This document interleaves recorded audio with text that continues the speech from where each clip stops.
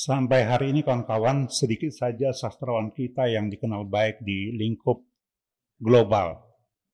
Di antara yang sedikit itu, menurut saya yang paling terbesar adalah Pramudia Anantatur. Dia beroleh hadiah internasional beberapa kali, termasuk dari Fukuoka Award dan juga dari PEN. Dan juga beberapa kali dijagokan untuk beroleh hadiah Nobel kesusastraan, tapi sayang tidak mewujud. Pram lahir di Blora tanggal 6 Februari tahun 25. Jadi sebentar lagi kita akan merayakan seabad Pram. Sebentar lagi, maksud saya tanggal 6 Februari 2025 ini ya. Nah, terkait dengan itu, kami akan mendiskusikan capaian sastrawan akbar tersebut. Dia melahirkan sejumlah novel dan juga sejumlah telaah. Salah satu telaah yang paling terkenal barangkali adalah Hokiau di Indonesia. Nah, dalam kesempatan ini kami berempat, saya Has, sebelah kanan saya Bang nama sendiri Kelvin, sebelah saya kiri Devri, di depan saya saya Rin. Akan berfokus pada karya awal Pram, yaitu novel perburuan. Di tangan saya ada versi lawas.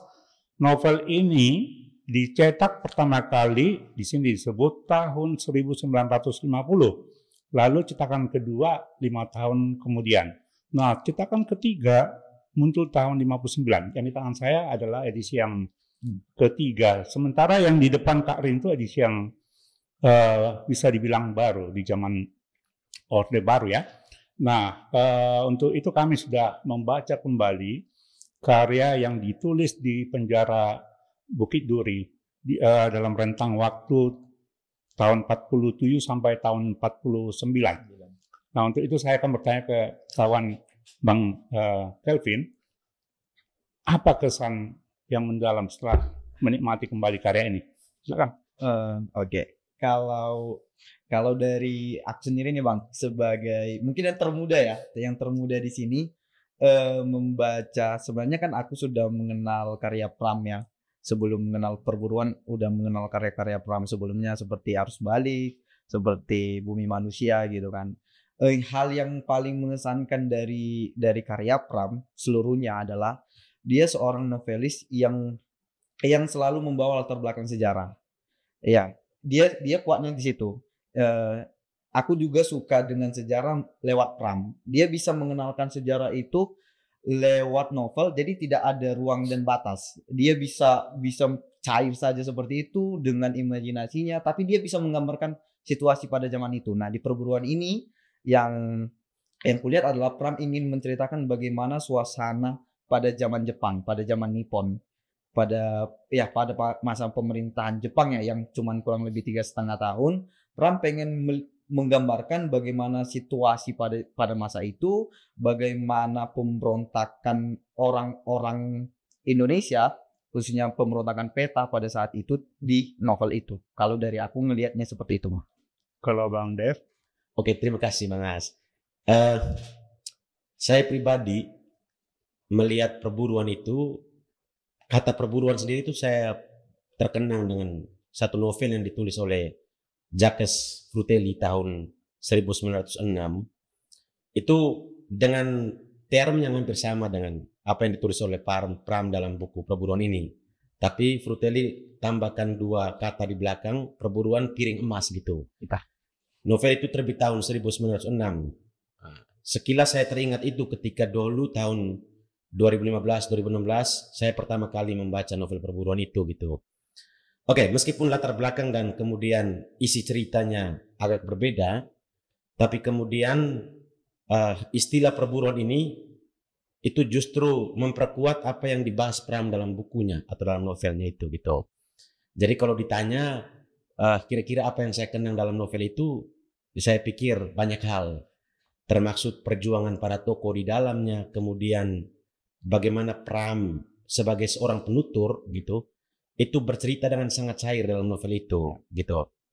Oke, itu soal pertama, soal kesan ya. Tapi kemudian kalau misalnya ditanya kesan personal terkait dengan novel ini, saya pikir selaku penulis yang hidup dalam sejarah, itu Pram dalam sejarah. Kalau kita hidup dari sejarah, kita belajar dari sejarah yang telah berlalu. Kalau Pram hidup dalam lingkaran sejarah itu, saya pikir semua karya Pram terlepas dari Perburuan itu merupakan karya yang kaya dengan, dalam bahasa Bang Kelvin tadi disebut catatan sejarah gitu. Historisitas itu sangat kuat atau sangat kental dalam karyanya Pram. Dan itu dimainkan Pram dengan sangat lihai ketika dia menyusun bangun cerita dan kemudian mengulas substansi yang harusnya diangkat di dalam karya-karyanya dia gitu. Terkhusus dalam novel Perburuan itu gitu. Sehingga kalau saya baca karya Pram ini, saya membaca sebuah buku sejarah gitu sebenarnya.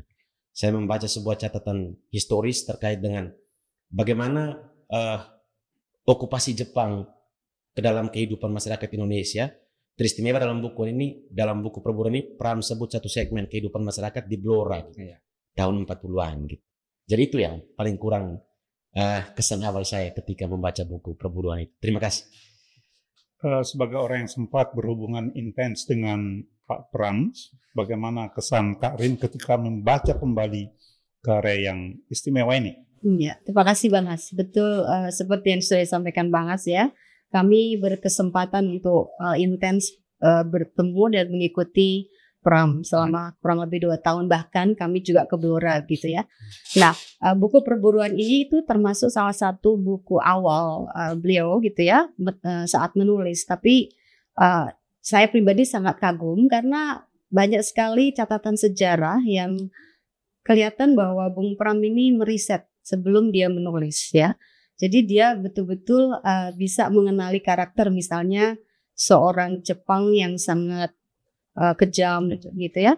Kemudian seorang Wedana yang kemudian berkhianat karena demi menghidupi keluarga. Ya, ada seorang perempuan yang setia menunggu pacarnya, tapi dia harus membayar, nanti di akhir ada twisternya itu ya.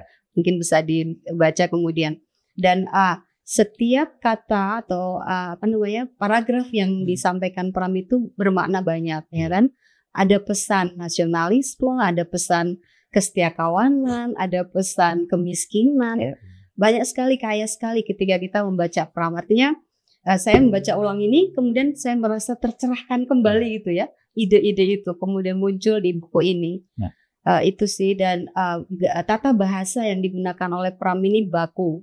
Jadi ada beberapa kata yang bahkan saya harus buka cek kamus karena nggak lazim.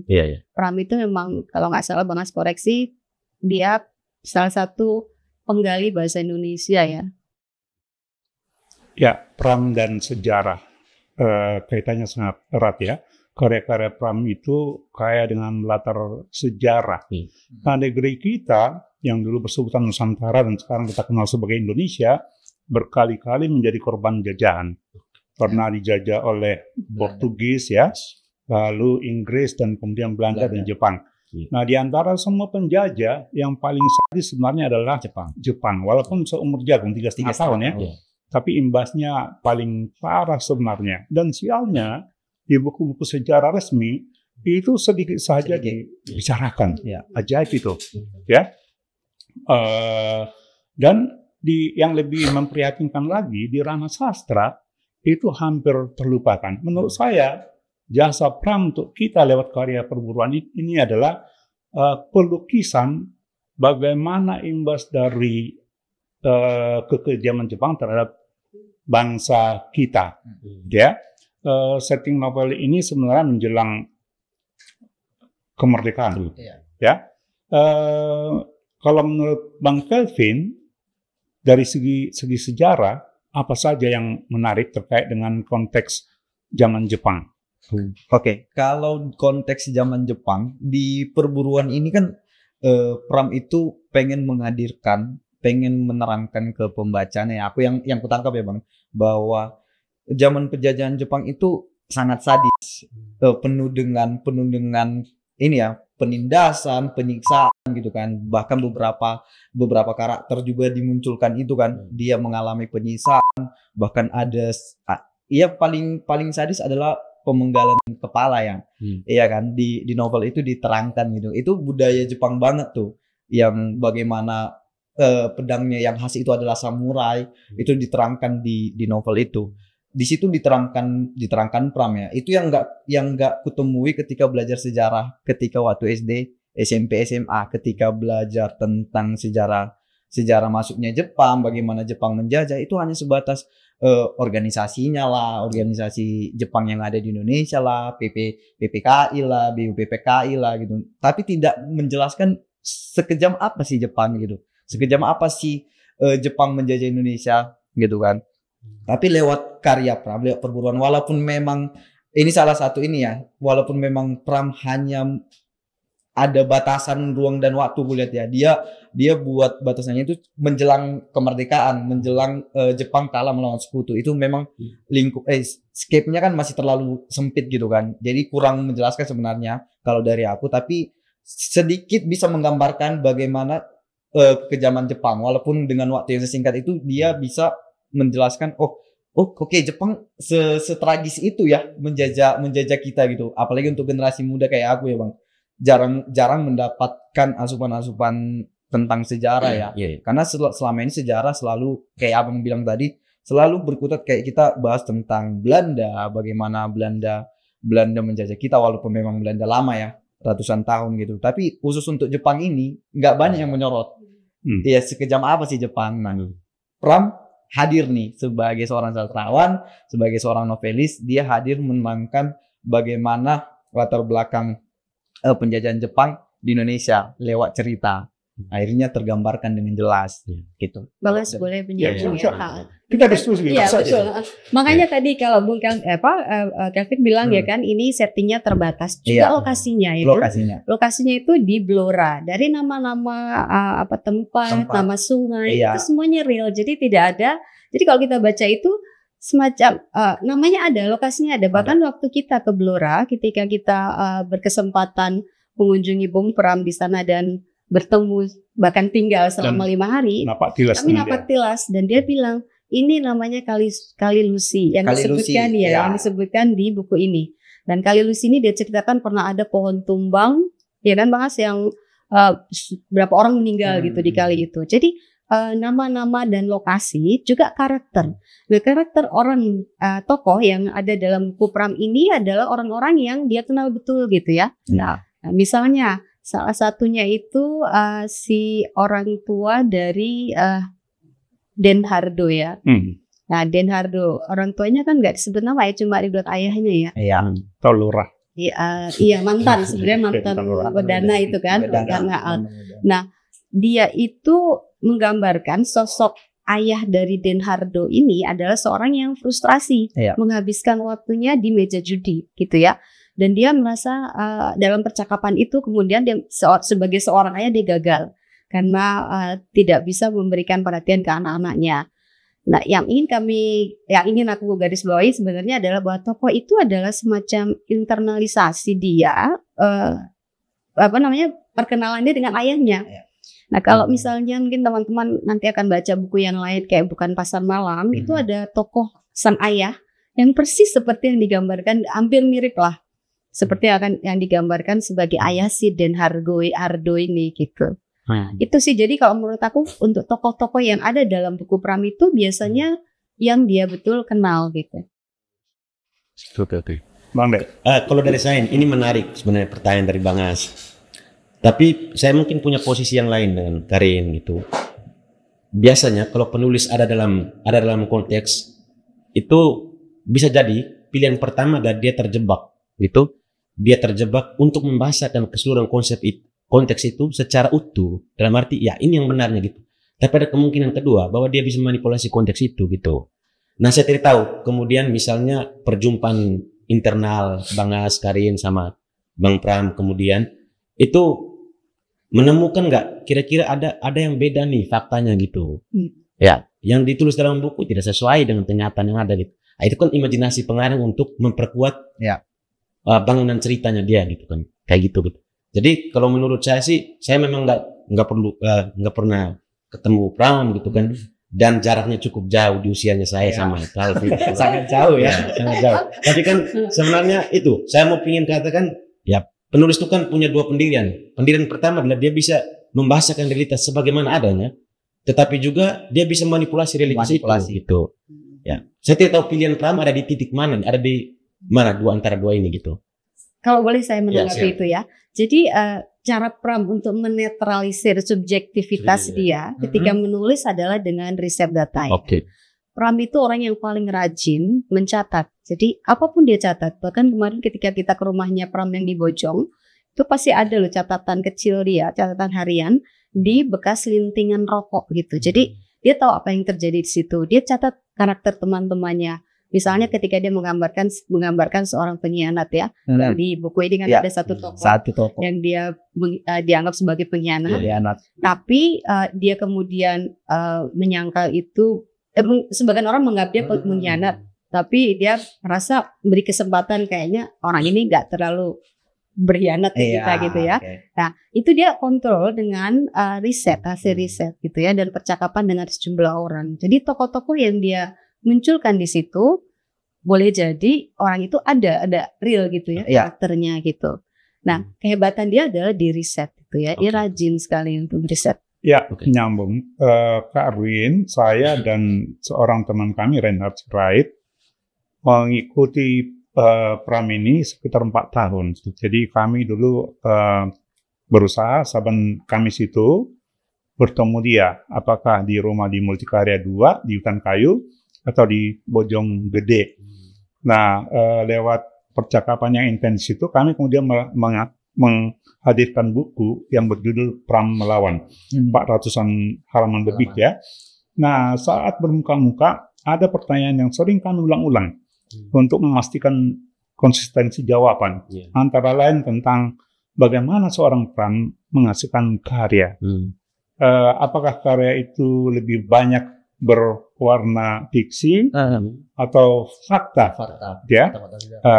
Yang kami dapatkan jawabannya adalah sebelum menulis dia selalu mempelajari subjek itu secara intens. Caranya adalah dengan mengumpulkan clipping dan kemudian membacanya sampai hatam. Jadi riset dulu baru menulis.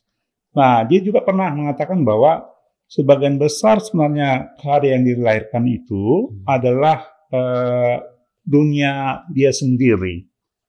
Dunia dia yang difiksikan. Nah, ketika kami bertanya berapa persen fakta, berapa persen fiksi, dia bilang itu sulit dijawab katanya. Yang pasti nilai-nilai saya, ideologi saya, kemudian saya resapkan ke karya itu. Tentu kalau cuma fakta tidak akan menarik sebagai karya fiksi. Dia harus plastis. Sebab itu teknik fiksi saya mainkan katanya. Tapi memang ada adiknya juga yang kami wawancarai mengatakan bahwa tokoh-tokoh yang ada baik di buku di tepi Kali Bekasi, perburuan, keluarga gerilya itu sebagian besar real dan mereka kenal secara personal. Ya. Jadi kekuatan Pram itu adalah mengkombinasikan antara riset dengan teknik imajinasi. Kembali ke zaman Jepang tadi, menurut Anda lewat novel ini bagian yang mana yang menggambarkan kekejaman itu dengan benderang? Ini sebenarnya soal pengalaman pribadi ya ketika membaca novel ini. Menurut saya bagian dalam novel itu yang sangat menunjukkan kekejaman Jepang itu ketika di kebun jagung itu ya. Saya merasakan bagaimana ketakutan dari Denhardo, ayah gitu kan. Lalu kemudian ada segmen lain misalnya ketika peristiwa di rumah Pak Lurah itu gitu. Meskipun Jepangnya nggak hadir gitu kan, tetapi bayangan akan apa ya? Bayangan akan sosok Jepang yang keras, yang menakutkan itu selalu menghantui dirinya Denhardo dan dua lain temannya itu gitu kan. Yang mau saya tekankan di sini adalah sebenarnya itu peristiwa untuk menakutkan orang atau peristiwa memberi stimulus bahwa ini kau harus takut nih dengan kami. Itu bukan peristiwa fisik sebenarnya. Pram tidak pernah menggambarkan itu di dalam perburuan. Tidak ada Jepang, nanti dia mungkin dikoreksi oleh Karin sama Bang Has ya. Dia tidak menggambarkan secara terang benderang kemudian Jepang kejar mereka, tembak mereka, tidak ada. Itu kan tidak ada. Tetapi dengar Jepang aja mereka takut, Nippon gitu kan. Takut juga mereka gitu. Yang mau saya tekankan adalah bahwa kekejaman paling paling kuat atau yang paling membekas dalam dirinya Den Hardo adalah itu karena ideologinya dia sudah dipengaruhi, sudah recoki gitu kan. Ketakutan itu tuh sudah sangat kuat dalam dirinya dia gitu. Ya, mungkin sebentar bisa ditambahkan. Kalau saya melihat ya, wujud nyata dari kekejaman itu adalah munculnya manusia-manusia yang dalam bahasa perang disebut sebagai kere. Oh ya, pengemis ya betul. Yang bertelanjang dada, hanya pakai penutup aurat dan kemudian tanpa alas kaki dan badan mereka sudah dipenuhi lubang, sudah seperti pohon. Iya. Itu tuh. Tapi juga gini Bang As, ada satu scene kalau teman-teman mungkin bisa perhatikan yang ketika dia menginterogasi si orang yang berkhianat, Karmin itu ya. Karmin. Kan sempat dipukul juga dia berdarah ya kan. Berdarah. Tapi memang nggak terlalu overexpose ya, maksudnya nggak berlebih-lebih. Iya. Tapi Pram itu pandai memainkan psikologis ya kan. Bagaimana misalnya Ningsih, karena dia seperti mengancam, kalau kamu nggak berbicara jujur, kamu akan dibawa ke Jakarta dipenggal.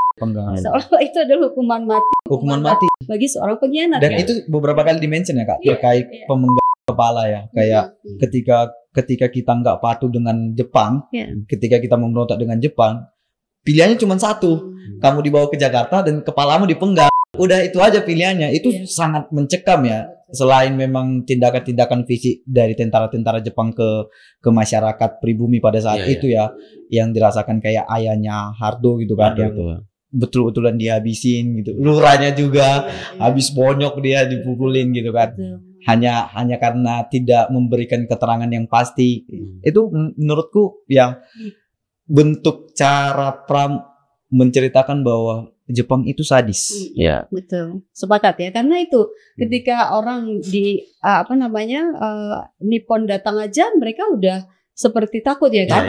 Dan di situ digambarkan bagaimana karakter orang Indonesia ya kan, disebut-sebut Indonesia itu penakut, tidak mau patuh ya kan. Indonesia itu nggak mau nurut gitu loh. Seolah dia mau mendikte gitu karakter kita. Dan itu sebenarnya menggugah, kalau kita baca secara sadar ya, menggugah nasionalisme kita dong, menggugah harga diri kita dong. Kok Jepang bisa-bisanya ngomong Indonesia itu nggak patuh, Indonesia itu di bawah mereka gitu ya kan. Di situ sebenarnya pesan-pesan itu sebenarnya kekuatan Pram ketika kita membaca karyanya. Jadi kita digugah gitu loh.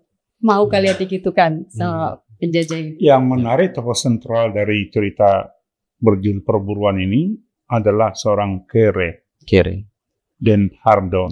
Begitu juga sekutu terdekatnya Dipo dan yang meski sebenarnya kan dia anaknya Wedana. Betul, dia ya. Artinya dia bukan kere karena memang nggak ada secara ekonomi tapi karena dia memilih ya kan. Itu sebenarnya juga itu kuat banget loh. Ketika memilih secara ideologis, konsekuensinya harus diterima. Hardo ini kan orang ini sebenarnya orang berada. Bapaknya kan Wedana kan, dan dia kemudian menjadi perwira di Peta Sudanco sebutannya kan. Nah, dia kemudian memilih pelarian. Dia menjadi orang yang diburu dan dia kemudian menghilangkan diri selama 6 bulan. Bisa kita bayangkan, dalam 6 bulan dia udah kehilangan kegagahan segalanya. Sehingga yang tinggal hanya tulang. Dia menjadi kere betul. Jadi dalam 6 bulan Jepang atau Nippon bisa membuat seseorang menjadi kerangka yang hidup. Itulah bukti nyata dari kekejaman Jepang yang digambarkan dengan elok oleh seorang Pram. Sekaligus juga ada pesan itu sebenarnya ya, soal dignity ya kan. Kalau kita mau melawan penjajah dan kita tetap konsisten gitu ya terhadap ideologi kita, konsekuensinya adalah seperti Den Hardo. Dan Den Hardo ini sosok yang ideal ya kan, seorang pejuang ya kan. Dia tidak mengeluh, pacarnya mungkin diambil sama kawannya ya kan. Nah tapi dia pasrah, meski di akhir ujung itu nanti kita nggak boleh spill ya kan. Ada twistnya di belakang gitu loh. Jadi memang menarik banget. Dalam sebuah percakapan dengan Bang Kelvin, ada pernyataan bahwa perburuan ini beda dengan novel-novel Pram yang lain. Apa Iya. maksudnya beda? Katanya agak puber. Ini salah satu ini ya, salah satu kritikanku nih Ya. buat karya Pram yang satu ini. Iya. Iya, iya. Karena sebelumnya aku udah baca Arus Balik, aku udah baca Bumi Manusia gitu kan. Perburuan ini aku melihat karya perburuan ini tidak seperti karya-karya dia. Kebanyakan yang kompleks, detail ya kan. Dapat emosionalnya dapat, tapi ketika di perburuan banyak gap yang ditinggalkan sama Pram. Contoh nih, aku ngambil contoh beberapa karakter di perburuan itu tidak dijelaskan secara detail sama Pram. Ya kan, bagaimana sahabatnya Karmin, bagaimana tunangannya Ningsi, itu hanya sepenggal-sepenggal. Iya. Tidak seperti karya Pram yang lain, seperti contoh Bumi Manusia, sosok Mingke sangat kuat di situ. Iya kan? Dan utuh ya. Dan utuh gitu kan. Detail banget gitu. Tapi aku juga nggak bisa menyalahkan juga karena waktu yang diambil Pram untuk menulis ini kan sangat sempit ya, cuman 3 hari sebelum kemerdekaan gitu kan. Jadi sangat terbatas yang Khusus bisa setting waktu di novel itu sangat terbatas. Jadi itu juga mungkin yang aku ngelihat mungkin Pram terbatasnya di situ. Baru kedua, salah satu kritikanku adalah karakter-karakternya itu tidak muncul gitu kan. Tidak, padahal itu di mention di awal. Karakter-karakter itu kan, tapi ketika selanjutnya cerita itu karakter yang tidak muncul itu tiba-tiba dia jelaskan secara detail. Itu yang loh, ini kok detail banget nih diceritakan, padahal yang sebelumnya dia ingin ketemu sama sahabatnya, dia ingin ketemu sama ininya tunangannya, itu nggak detail. Ada ruang yang sangat banyak yang ditinggalkan Pram, kayak emosionalnya dapat, tapi dia nggak runut, nggak kayak karya-karya dia yang lain. Itu sih Bang, aku ngelihatnya itu. Sepakat nggak dengan penilaian? Gini ya, kalau saya ditanya gitu sama Bang As tadi, saya tuh ingat satu filsuf namanya Theodor Adorno. Itu dia pernah menulis kritikan yang menurut saya cukup lengkap terkait dengan bagaimana proses penilaian terhadap karya seni dalam hal ini sastra gitu kan. Jadi penilaian terhadap karya seni itu tuh sebenarnya dalam bahasa Adorno itu kita menghancurkan subjek sebenarnya gitu. Kita meluluhlantarkan subjek karena sebenarnya subjek itu tidak perlu dinilai. Karya itu otonom aja gitu, lepas aja dia gitu. Nah, termasuk juga kemudian membandingkan karyanya Pram si perburuan ini sama karya-karyanya lain gitu. Oke, itu statementnya Adorno ya kita pakai. Tapi kemudian kalau misalnya dari pribadinya saya ketika tadi mendengar jawaban dari Bang Calvin, saya sebenarnya sependapat, Bang. Ya, saya sependapat karena selain bahwa karya ini terfragmentaris ya, tadi bahasanya kami dua sempat diskusi juga. Terfragmentaris sebenarnya istilahnya kami pakai untuk menunjukkan bahwa tidak penuh gitu kan. Tetapi setelah saya tadi berpikir lagi lebih jauh, kalau kemudian semua pembahasan itu didetailkan gitu kan, berarti tidak ada titik fokus lagi mau bahas kemana gitu.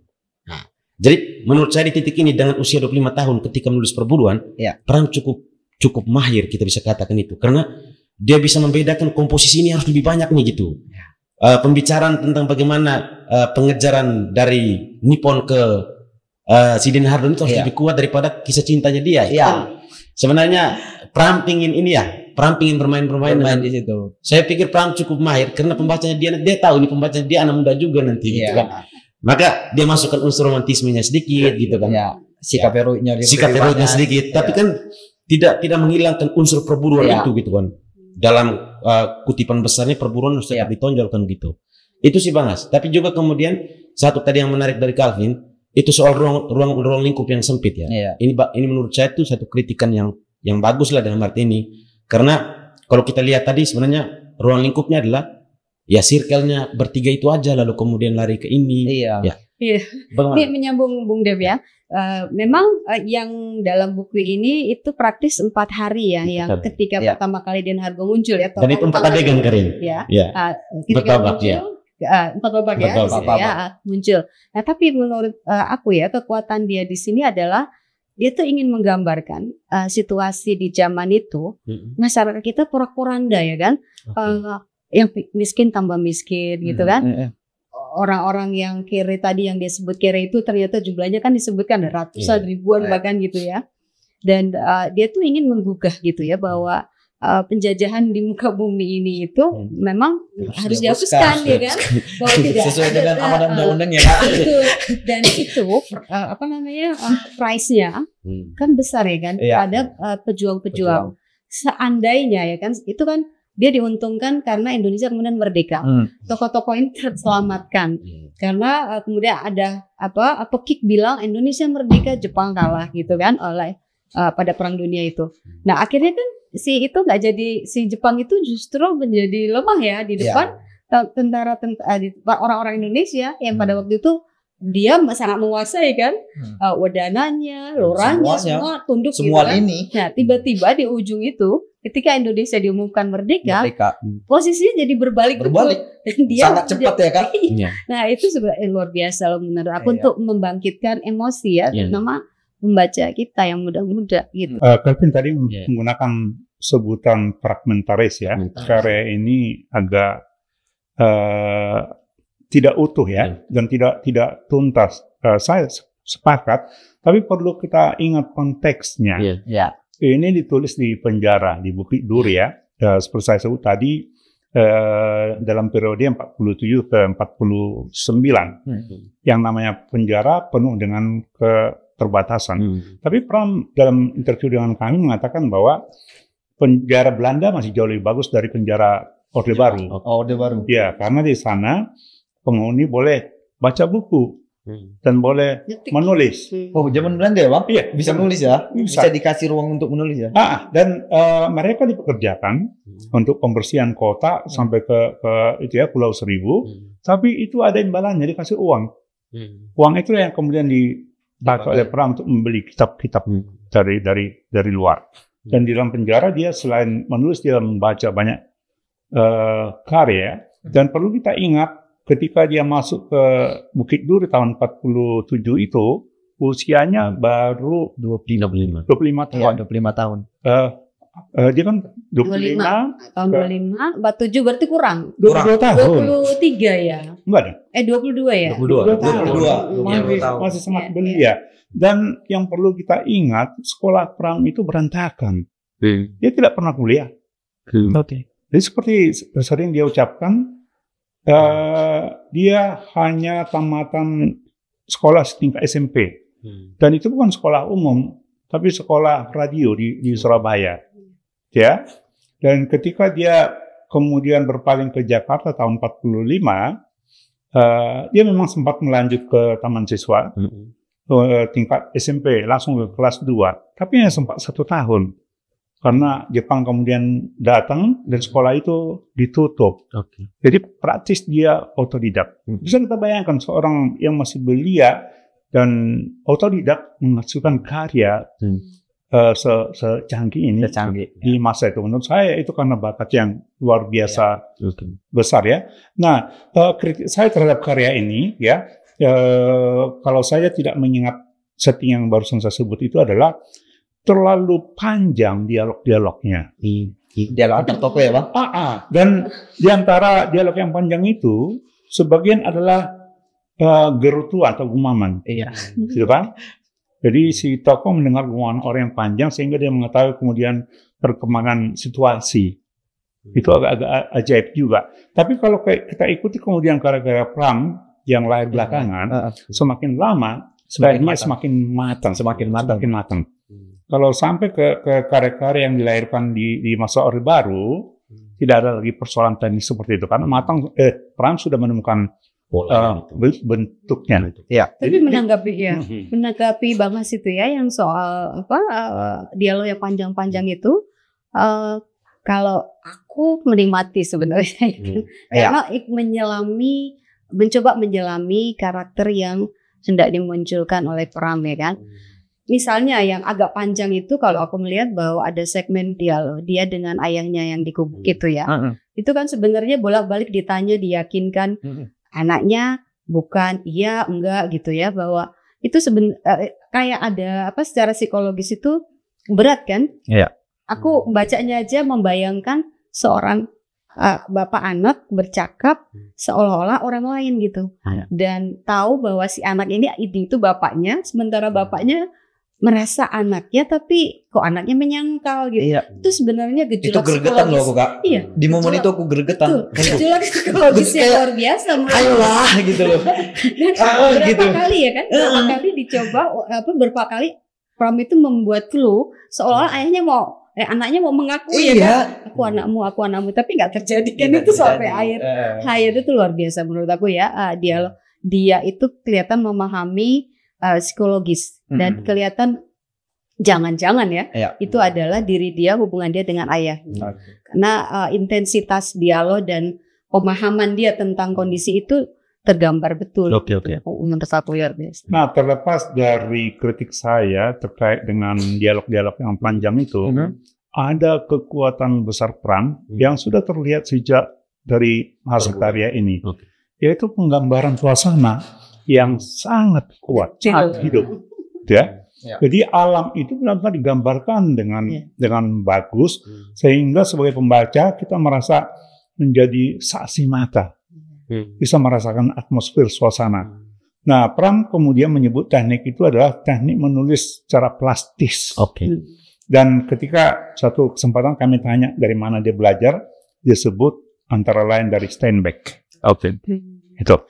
Dan iya seperti yang Bang As bilang itu ya, gimana dia menggambarkan bunyi ya. Bunyi misalnya bunyi bakaran api yang ayahnya ketika itu mau ambil jagung ya kan. Bunyi keretak, bunyi api yang dia ciptakan untuk membakar jagung itu luar biasa menurut aku. Termasuk saat pedati bergerak mendekati Hardo dan sang lurah ya. Bagaimana pedati bergeser tangan ke kiri dan kemudian lampu-lampu di kejauhan di kota kemudian itu muncul dan hilang. Itu sangat kuat. Saya mungkin ini ya, menyambung dari apa yang dikatakan Bang As sama Karin tadi. Sebenarnya dari awal di pembuka tadi kan saya sudah sampaikan gitu kan. Sebenarnya Pram hidup dalam sejarah itu yang bikin kuat karyanya dia gitu. Jadi seluruh impuls yang ada di luar dia tangkap dan kemudian dijatuhkan ke dalam tulisannya dia gitu kan. Langit malam, penggambaran soal kali gitu kan. Kalau kita menginterpretasi sekarang kan sebenarnya ini olokan untuk orang Jakarta gitu kan. Wah, Jakarta sekarang dengan polusinya gitu kan. Ya, Jakarta sekarang dengan kemacetannya itu kan. Sentilan yang sekarang kalau kita tafsir gitu kan. Larinya harus ke situ gitu kan. Nah, tetapi saya juga mungkin perlu garis kan. Sebenarnya itu kan apa yang kemudian ditangkap oleh Karin sama Bang As gitu kan, juga teman-teman kita yang meneliti khusus tentang Pram dalam wawancara intens mereka itu kan, saya pikir kalau saya dengan Calvin mungkin itu kan kami berhadapan dengan teksnya gitu kan. Ada memang plus minus gitu kan.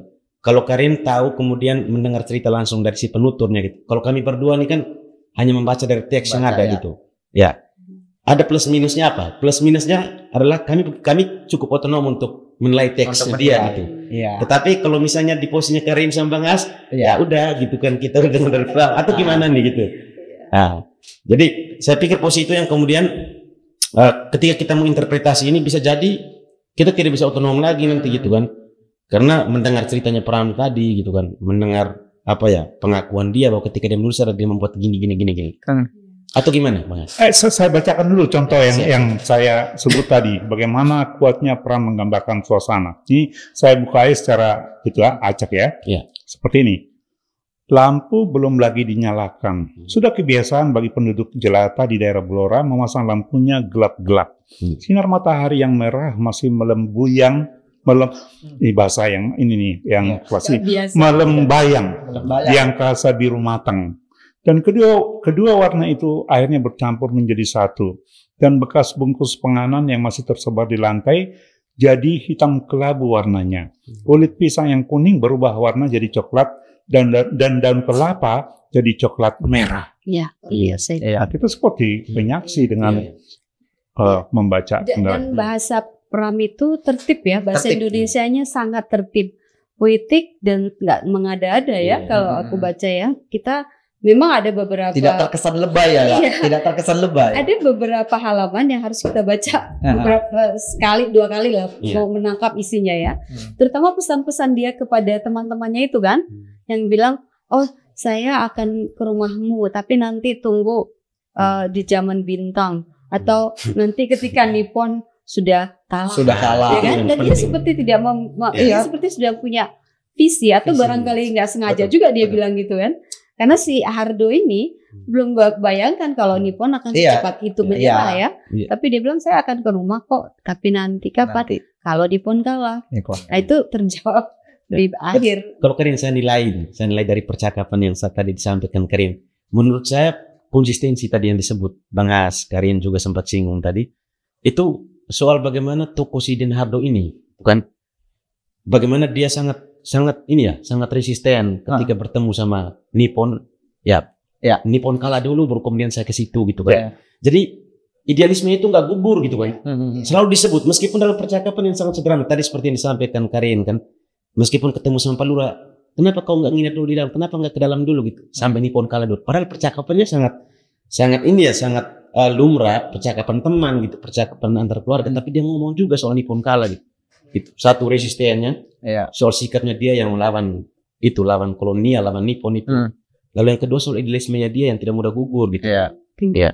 Idealisme itulah yang membuat sobat dekatnya Dipo sering kesal dan marah. Nah, terkait itu Bang, yang tadi kan Bang Dev menyinggung bahwa karakter Hardo itu sangat kuat, patriotiknya kuat gitu kan, bagaimana idealismenya kuat. Tapi ketika kita juga membaca, Hardo menyimpan sisi gelapnya. Aku ngelihat ada sisi kegelapan, sisi gelapnya seorang Hardo gitu. Dia sedikit naif. Aku ngelihat itu ya Bang. Itu muncul ketika dia bersitegang dengan sahabatnya, Dipo. Iya kan? Sangat terasa naifnya naifnya Hardo itu sangat terasa. Aku ngelihat bahwa Dipo sudah berapa kali mengingatkan bahwa tinggalkan masalah-masalah pribadimu untuk sesuatu hal yang besar yang selama ini kita bangun. Iya kan? Kita punya tujuan yang satu, tapi ketika ada masalah pribadimu sangat kuat untuk menghalangi tujuan utama kita. Dia bersitegang kan. Dipo sangat kuat di situ, tapi Hardo selalu menekankan bahwa tidak, saya harus ketemu dengan sahabat saya harus ketemu dengan tunangan saya. Saya merasa itu, tapi memang di endingnya itu terjawab. Jadi jangan sebut. Bung Kelvin mungkin salah, kita bisa berbeda. Kan pembaca kan subjektif itu ya. Kalau menurut saya pribadi ya, membaca ulang perburuan itu, kehati-hatian seorang Hardo itu mencerminkan justru intelektualitas dia yang cukup tinggi ya kan. Ketika dia memaksakan misalnya sahabatnya Dipo memukul rata bahwa karakter si Karmin ini adalah pengkhianat, tapi Hardo kan bilang kita nggak bisa menjudge seperti itu. Dia kan mau kita pakai dulu si Karmin. Siapa tahu dia bisa membantu. Saya rasa dia masih punya jiwa nasionalisme yang tinggi terhadap kita. Dia menginfiltrasi Nippon, kita bisa pakai itu. Tapi Dipo kan menyangkal, nggak mungkin, dia sudah pengkhianat. Dia sudah bekerja dengan Jepang, berarti dia pengkhianat. Tapi kemudian konfirmasi bahwa kehati-hatian dari Hardo itu dibenarkan, diafirmasi kembali di akhir. Bahwa ternyata si Karmin ini jiwanya kan sebenarnya nasionalisme ya kan. Dia taktis saja nih. Karena dia kan tetap membela, mencoba melindungi si Ningsih ya kan. Ningsih, kamu punya nggak catatan tentang Hardo? Hapus, hilang. Kalau misalnya Nippon datang, supaya kamu tidak ditangkap, hilang. Jadi artinya di situ kan kita bisa melihat bahwa dia duduk di dua kaki sebenarnya ya kan. Berdiri dua kaki. Dan ketika dia diminta mau dieksekusi oleh rakyat, dia bersedia kan? Dia tanggalkan semua bajunya, dia lempar baju dan dia pasrah. Tapi kemudian terselamatkan akhirnya tokoh ini kan, jangan spoil ya. Jangan spoil. Aku tadi udah menahan itu kan, makanya aku bilang di ending. Kalau Bang Kelvin mengatakan bahwa Hardo ini naif ya, saya kurang setuju. Ini ya, Hardo kita bandingkan dengan sobatnya Dipo. Mereka punya latar belakang yang banyak persamaan ya.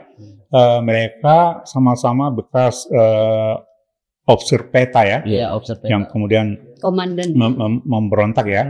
Nah, dan kemudian mereka sama-sama dalam pelarian dan tampaknya di lokasi yang sama selama 6 bulan itu Ya. di Gua Sempor itu ya. Ya.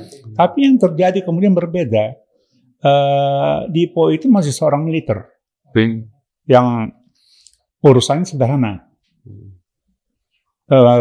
Ini ya, menang atau kalah. Tapi kalau Hardo, dia telah bertransformasi dalam tempo cuma 6 bulan. Nah, sebenarnya dia mungkin lebih menunjukkan dia lebih berhati-hati ya, berhati-hati dan taktis gitu. Si Den Hargo ini intelektual yang sosok militer tapi intelektual gitu loh kan. Nah, yang buat aku ini ya Kak, melihat dia naif itu kayak abang bilang nih, untuk hal-hal duniawi kayak contoh dia nggak merokok, iya kan, untuk Menolak duit, menolak makanan gitu kan, dia bisa menahan. Tapi untuk masalah percintaan dan sahabatnya itu tidak bisa gitu. Dia tidak bisa, dia harus bertemu dulu. Kalau dia menampilkan itu ceritanya iya. boring. Iya, benar. Kosakatanya mungkin diganti ya, bukan naif tapi selektif. Mungkin ya.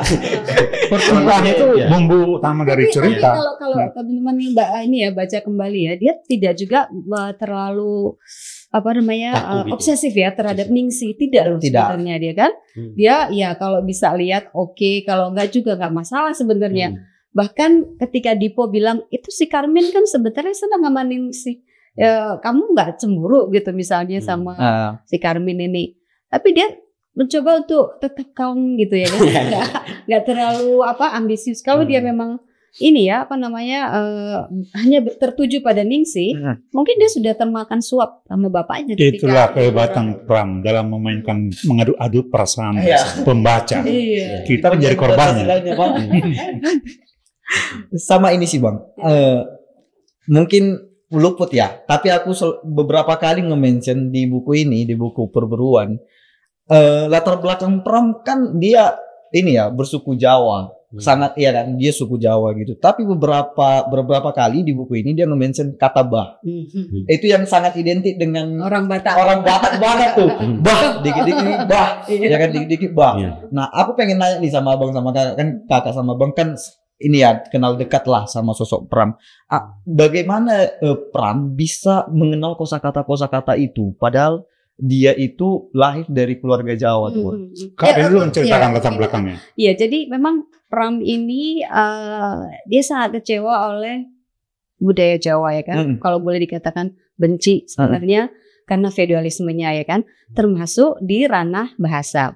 Jadi kalau dia itu berusaha supaya bahasa Indonesia ini dia pakai karena menurut dia egaliter gitu ya. Aku juga sempat surprise juga ketika itu Pram menggunakan kata bah. Padahal di situ gak ada orang Batak ya kan. Tapi itu digunakan seperti percakapan biasa di antara kawan gitu ya. Dan ternyata Bang Has punya jawabannya. Kalau aku belum ada jawaban gitu karena barangkali juga kalau asumsi aku ya, karena dia sudah di Jakarta bergaul dengan sejumlah suku bangsa yang lain, dari suku bangsa lain, dia terpengaruh. Tapi memang kelihatan kata bah itu buat dia itu penting ya, karena beberapa kali disebut bahkan bah, ada yang begitu panjang gitu ya kan. Nah itu menarik. Ya, jadi Pram itu lahir di Blora, sekolah dasar di sana 10 tahun, karena di kelas 3 tiap kali dia mengulang. Padahal kepala sekolah ayah sendiri di Institut Budi Utomo ya. Dan ayahnya tidak menyukai dia karena dianggap goblok. Jadi hubungan antara ayah dengan anak ini sangat tidak harmonis ya. Jadi rindu dendam sebenarnya. Dan kemudian disuruh mengulang lagi setelah 10 tahun. Dan Pram nggak mau, dan ibunya kemudian intervensi. Ibunya menghimpun duit dan dia dikirim ke sekolah radio, sesuatu jurusan yang tadinya nggak ada dalam bayang Pram ya. Nah dia sekolah di sana 1,5 tahun aja, kan selesai. Lalu umur tahun 42, umur 17 dia ke Jakarta karena ada omnya. Omnya bekerja di kantor berita Jepang Domain. Nah si om kemudian menampung dia. Dan di rumah om itulah kemudian Pram mengenal kehidupan modern ya. Di sana ada mesin ketik, dia belajar sendiri. Dan Dia kemudian sempat sekolah tadi di Taman Siswa di Jakarta.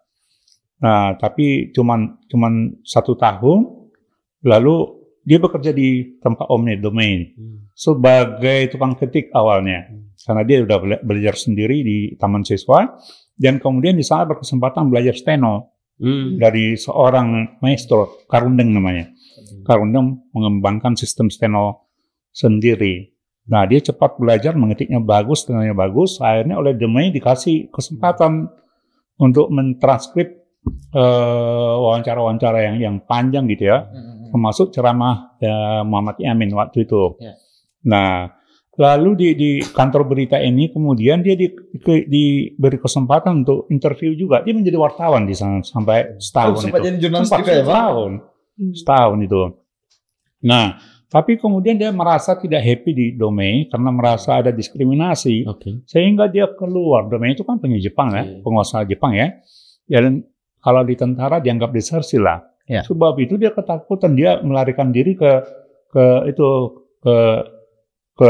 Jawa Timur ya. Nah, dia baru datang ke Jakarta setelah Jepang kalah. 45 itu. Dia kemudian menjadi tentara. Ikut Satuan Siliwangi, dan medan pertempurannya disebut Jakarta Timur, di daerah Cibarusah sana itu. Itu kan dia menjadi tentara di situ. Lalu dia kemudian tertangkap tahun 47 itu, dijeblos. Tapi yang 47 sudah Belanda yang berkuasa kembali kan, dijeblos di Bukit Duri. Nah, waktu di Domain itu dia berinteraksi dengan orang-orang yang datang dari berbagai kawasan di Indonesia, sebagian dari Sumatera, gitu kan? Dan dia juga sempat beririsan dengan orang yang bekerja di Balai Pustaka. Balai Pustaka itu didominasi oleh orang Sumatera. Jadi tidak mengherankan kalau dia akrab dengan terminologi orang Sumatera seperti kau, dan seterusnya. Nah, yang menarik dari Pram seperti yang dikatakan Kak Rin tadi, dia sangat tidak suka pada feodalisme Jawa, termasuk bahasanya. Bahasa yang menurut dia berkasta-kasta, ada kromo inggil. Nah, begitu ke Jakarta, dia lupakan segala yang berbau Jawa. Dia tidak mau berbahasa Jawa lagi, termasuk ke omnya. Sampai si om kemudian menganggap Pram besar kepala. Jadi si om, diceritakan kami, om bertutur dalam bahasa Jawa, selalu dijawab Pram dengan bahasa Indonesia. Itulah. Dan dia sangat serius belajar bahasa Indonesia. Nah, salah satu kekuatan Pram saya kira ya, adalah kemampuannya berbahasa. Dalam konteks ini adalah bahasa Indonesia. Dia karya yang saya baca tadi ini kan seperti saya katakan diterbitkan tahun 59. Tapi cetakan pertama tahun 50. Ya. Selang tahun ya, Bang? Kalau ini kita bandingkan dengan versi baru, ini kalau nggak salah diterbitkan oleh Astamitra tahun 84 ya. Tidak ada bedanya. Nah, menurut saya ajaib itu. Bagaimana seorang Pram yang merupakan angkatan 45 di ranah sastra bisa menghasilkan karya yang dari segi kebahasaan tetap kontekstual. Nah, kalau kita baca karya-karya dari itu ya, sastrawan angkatan Pujangga lama ya, akan sulit buat kita mencerna karena cara mereka berbahasa sangat lain. Bahkan angkatan yang lebih muda, angkatan Pujangga Baru, Tan Takdir dan yang lainnya, itu masih aneh buat kita sekarang. Tapi Pram, ya, saya yakin tidak banyak sekarang yang diedit oleh Pak Yusuf Ishak, ya. Dan ketika saya bandingkan, saya justru lebih akrab dengan karya yang lama ini dari segi kebahasaan. Nah, menurut saya di Indonesia sangat sedikit sastrawan angkatan itu ya, yang lama, terutama angkatan 45 yang bisa berbahasa Indonesia dengan canggih. Selain Pram, menurut saya adalah penyair terbesar kita, Hairil Anwar. Tapi Hairil Anwar belum menulis novel, ya. Dia menulis puisi saja. Dia menulis artikel Tapi itu belum bisa kita jadikan barometer untuk menakar apakah kemampuan dia dalam berbahasa Indonesia setara dengan Pram. Kalau Pram menurut saya sangat teruji lewat belasan karyanya. Dia seorang sastrawan kita yang termasuk paling canggih berbahasa Indonesia. Keren. Itu angkatan lama dia, angkatan 45. Itu kelebihannya. Iya. Menyambung Bang Has tadi ya kan, yang soal ini sejarah, ternyata pengalaman hidup Pram sebelum menulis ini adalah ketika di zaman Jepang. Iya. Makanya dia fasih banget ya kan bicara soal Jepang. Nah, satu lagi yang relate adalah hubungan bapak anak. Nah, itu memang di kisah sesungguhnya Pram itu bukan membenci ya, tapi dia kecewa dengan ayahnya karena dia selalu dianggap dia dianggap bodoh. Sementara kakaknya ada satu, adiknya ya, sorry. Adik langsung. Adik bawahnya itu selalu dipuji gitu. Ini mungkin parenting juga ya buat orang tua. Tidak boleh membandingkan anak karena setiap anak itu kan punya kemampuannya masing-masing. Nah, kalau Pram ini dianggap dia suka menerawang gitu loh. Kalau di kelas menurut dia ya, pengakuan dia, di kelas itu dia nggak fokus gitu belajarnya, dia menerawang gitu sehingga dia tinggal kelas. Nah, suatu ketika itu kita dibawa di satu pohon nggak jauh dari rumahnya dan nggak jauh dari sekolahnya. Ketika dia disuruh ulang oleh bapaknya, dikata-katai katanya, kamu nggak pinter segala macam, goblok malah dibilang itu. Di bawah pohon itu dia nangis sampai ketika kita lepak tilas pun itu kan udah tua kan Pram. Masih nangis dia masih nangis. Iya, nangis. Sinilah saya katanya menangis sejadi-jadinya saya di sini. Ketika saya disuruh ulang dan saya menolak karena saya merasa ya saya menghina gitu ya. Dia sakit hati, nangis di pohon itu gitu. Nah, di buku Perburuan ini percakapan ayah dan anak yang sangat anak gengsi ya kan? Justru relate menurut aku bahwa bisa loh dia membuat semacam barrier yang sangat ketat gitu ya ke ayahnya. Iya, benar. Kan dalam nggak ketemu tapi dia nggak ada passion mau ketemu gitu sampai kan dia bilang, Bapak bisa nggak mengubah lifestyle dia sebagai berhenti berjudi nggak? Gitu bisa nggak? Kenapa kamu berjudi? Kenapa gitu kan dia persis relate banget dengan kehidupan sehari-hari ini. Jadi Kak Rit mau mengatakan bahwa adegan ayah anak di perburuan ini mencerminkan pengalaman eksistensial Pram dengan hubungan personal ya Kak, hubungan personal antara dia dan ayahnya ya. Pram dengan ayahnya ya. Iya. Memang seseorang punya luka batin yang luar biasa itu akan berpotensi menjadi penulis kisah yang hebat Pram. Jangan harus juga punya luka batin dulu. Termasuk yang ini kan. Kalau perjalanan kita mulus-mulus nggak akan mampu menjadi novelis yang piawai. Iya. Gimana bagus? Itu medan magnetik untuk menulis. Betul. Kalau kita nggak pernah patah hati, dikecewakan, bagaimana kita menghasilkan novel puisi kita? Iya. Oke. Rasa udah terbahas semua ya, teman-teman. Ada yang mau disampaikan lagi nggak ya? Apa ya? Paling ini sih ada beberapa. Ini sebenarnya kalau untuk anak-anak muda nih. Rekomendasi mereka. Nah, untuk anak-anak muda nih biasanya kan kalau mau baca novel itu kan selalu mencari quotes nih.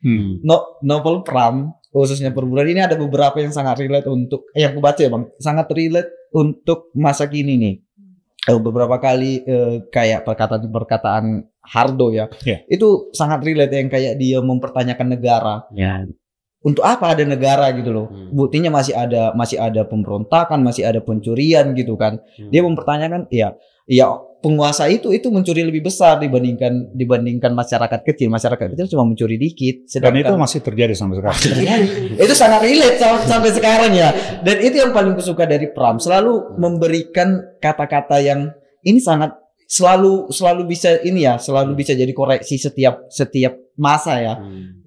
Selalu menemukan. Jadi untuk anak-anak muda nih, generasiku, aku merekomendasikan buku ini untuk dibaca. Sangat menarik, apalagi yang ingin mengenal sejarah, enggak dari buku sejarah yang baku yang sulit dicerna, bisa lewat karya-karya Pram. Lewat Perburuan ini salah satunya. Jadi tidak salah ketika pemerintah sekarang membolehkan karya Pram diajarkan di sekolah. Walaupun baru sebatas Bumi Manusia ya. Baru Bumi Manusia. Iya. Bang Dev? Oke, kalau dari saya, tadi Bang Calvin ngajak teman-teman kan untuk jangan lupa baca buku Pram yang ini. Kalau dari saya, karena hobi juga menulis sastra, lalu kemudian sering bercerita dengan Bang Has, Karin, dan teman-teman semua. Mungkin rekomendasinya tuh, saya pingin teman-teman yang menulis sastra atau menulis sastra secara intens, itu juga perlu bertolak dari riset, seperti yang tadi disampaikan. Iya. Ya. Sepengetahuan saya gitu, yang menulis tentang Nippon hari ini itu dari Timur, satu orang kami punya itu kan Felix Nesi yang kemarin sempat memenangi sayembara IKJ itu kan, ya sayembara novel gitu. Oke, karena itu saya pikir menulis tidak bisa dimulai dengan membayangkan saja atau mengandai-andai gitu, tetapi juga perlu bertolak dari riset yang mendalam, lalu kemudian penjajakan terkait dengan kasus-kasus yang ingin ditulis. Dan itu perlu menjadi senjata utama supaya karya yang kita hasilkan itu betul-betul bermutu gitu. Selain bahwa dia bertolak dari kejadian yang telah berlalu, tetapi juga menjadi pegangan bahwa kita pernah mengalami situasi-situasi itu gitu kan. Ya, ajakan saya itu teman-teman yang intens menulis sastra dan juga secara umum lah kita yang bergiat di jurnalisme atau kemudian teman-teman yang mahasiswa gitu, itu perlulah kemudian secara intens untuk menggumuli riset gitu. Ngambillah satu fokus tertentu, misalnya di sejarah atau kemudian di sastra gitu kan. Ya, coba gali lebih dalam soal itu supaya kita punya pegangan ketika nulis gitu.